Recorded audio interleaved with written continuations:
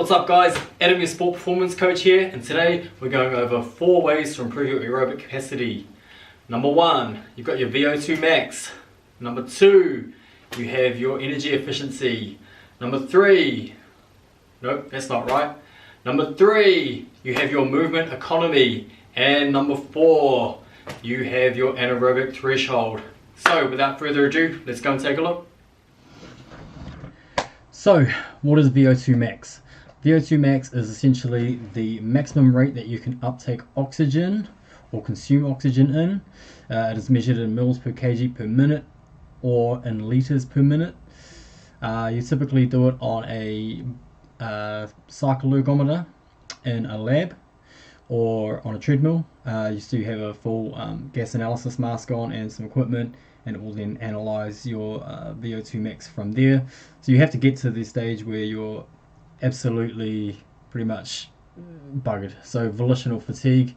So you have to get to that point to get a correct reading.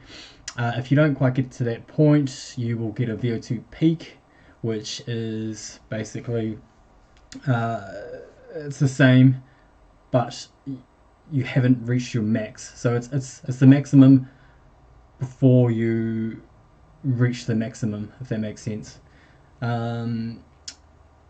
So the average Joe has a rough VO2 max of around 30 to 40 mils per kg per minute. People with poor cardiorespiratory fitness tend to be around sort of the 20 mils per kg per minute mark. So VO2 max equals Q, which is your cardiac output, times the content of your arterial oxygen minus the content of your venous oxygen.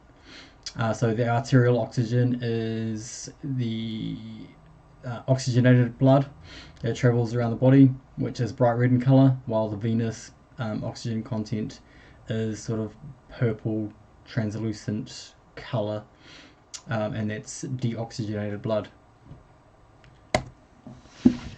The next one is movement economy. So it's basically how economical your body is at moving.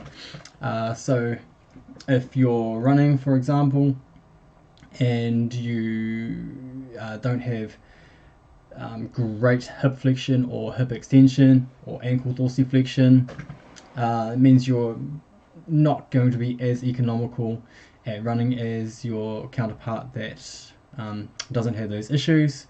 So that person will most likely be more economical using their oxygen. Economy is basically the best way to look at the energetic cost of running and walking, but I mean not so much for other sports such as things like cycling, etc. That's where efficiency comes in. So it is interchangeable with efficiency.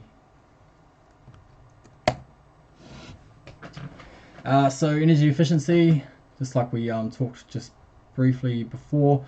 So the human body does not use all of its energy for mechanical work. I was quite, I was quite shocked when I first came across this. I just assumed we would all use our energy, but no, we actually only use about 15 to 25% of it, and the rest dissipates as energy through evaporation, convection, and conduction into the environment. So the more you move in a specific way, the more efficient you can become. So if you're a cyclist and you keep cycling, I think Lance Armstrong increased his efficiency by 1% per year for 7 years, and his training plan was hectic. So you can't really increase it by that much, but you can increase it nonetheless by doing that motion that you're trying to get better at. The average person, like I just mentioned, converts only 15 to 25% of their energy into mechanical work. And interesting fact, you can't actually be 100% efficient. So don't even try. Another one is the anaerobic threshold.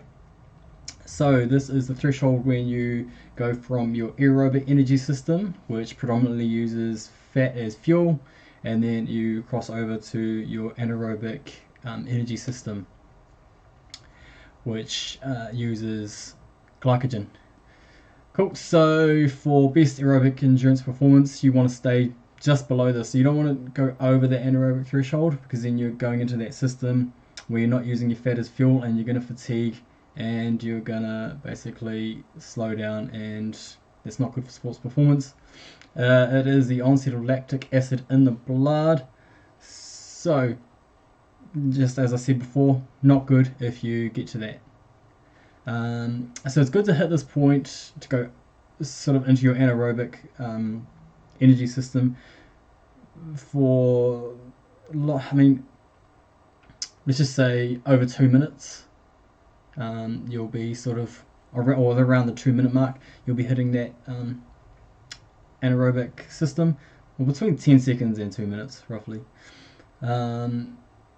So yeah, it's good for 1500 meter runners, etc. Not so good if you're a marathon runner. So you want to be just under that if you're a marathon runner or any other endurance sport. So interesting fact there, when your muscles do start to burn and you slow down, this is due to the hydrogen ions making your pH level more acidic. Guys, if you like that vid and you want to learn more about exercise physiology and improving your sports performance, make sure that you subscribe down below, and I'll talk to you next time. Peace!